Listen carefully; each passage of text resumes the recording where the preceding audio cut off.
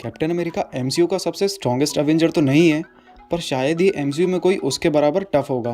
Captain America MCU की soul है और जो चीज़ उसे सबसे ख़ास बनाती है वो है उसकी विल पावर। कैप्टन अमेरिका किसी भी लड़ाई में कभी हार नहीं मानता, फिर चाहे उसके सामने एक आम आदमी हो या एमसीयू का सबसे स्ट्रॉन्गेस्ट विलन। अपनी एमसीयू जर्नी में कैप्टन अमेरिका ने हम फैंस को कुछ बहुत ही अमेजिंग फाइट सीन्स दिए हैं, जिनमें से 10 बेस्ट फाइट सीन्स के बारे में हम इस वीडियो में बात करेंगे। तो शुरू से लास्ट तक ये वीडियो ज़रूर देखिएगा।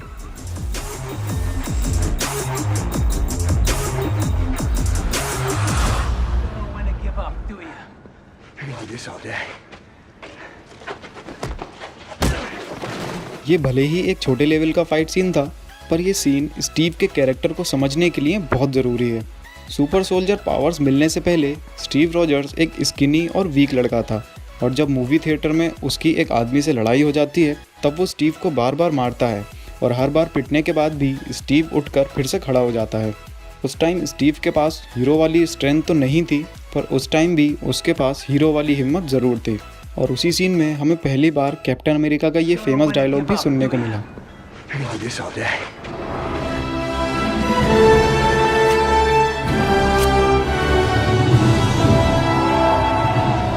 जब पहली बार अवेंजर्स टीम की तरह एक हुए तब वो मोमेंट एक ग्राउंड ब्रेकिंग मोमेंट था, और सिर्फ एमसीयू के लिए ही नहीं बल्कि पूरे सिनेमा के लिए।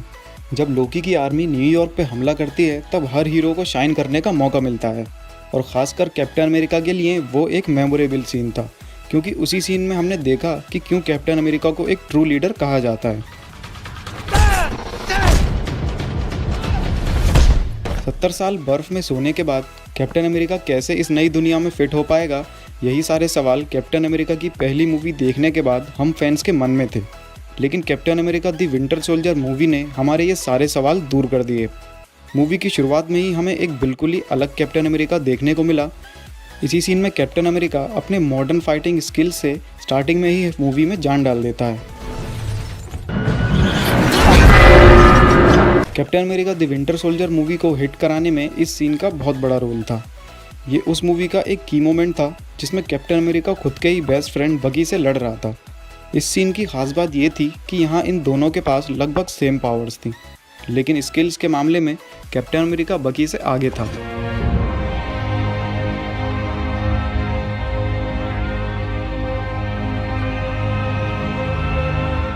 नई शील्ड और नए लुक के साथ कैप्टन अमेरिका ने इस सीन को एक अलग ही लेवल पर पहुंचा दिया था। वकांडा में बनी ये शील्ड कैप्टन अमेरिका की क्लासिक शील्ड जितनी तो असरदार नहीं थी, पर फिर भी इस सीन में हमें कैप्टन अमेरिका खूब एक्शन में दिखा। यही वो सीन है जहां कैप्टन अमेरिका ने थैनोस को रोकने के लिए अपनी पूरी जान लगा दी, और जिससे थैनोस भी कंफ्यूज हो गया था कि एक ह्यूमन इतना पावरफुल कैसे हो सकता है।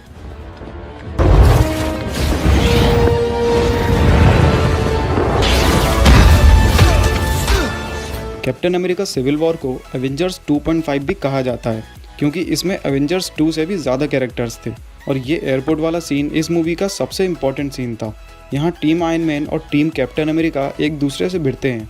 फ्रेंडली लड़ाई होने के बावजूद यहाँ हमें काफ़ी एक्शन देखने को मिलता है, और साथ ही कैप्टन अमेरिका और स्पाइडरमैन की पहली मुलाकात और पहली फाइट भी बहुत इंटरेस्टिंग थी।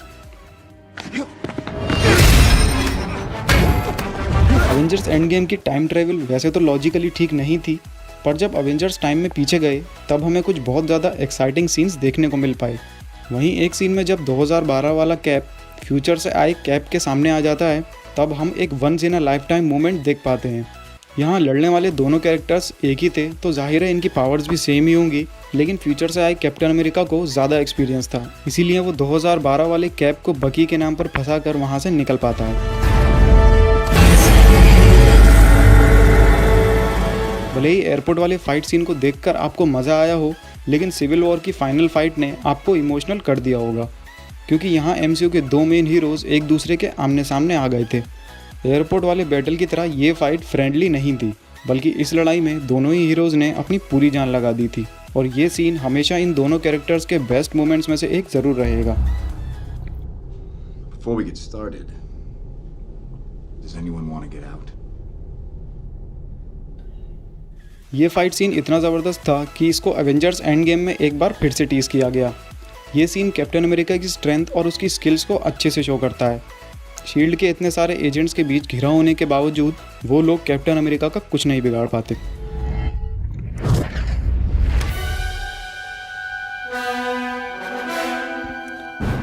तो अब इतने सारे सीन्स देख लेने के बाद ये वो सीन है जिसने पूरी दुनिया के थिएटर्स को हिला के रख दिया था।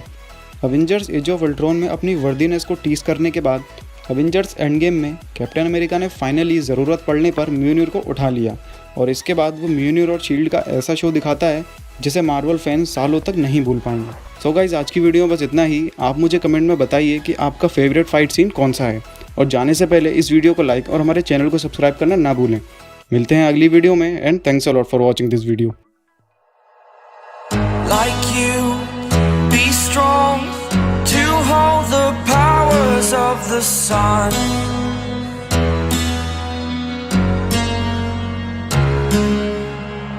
To dream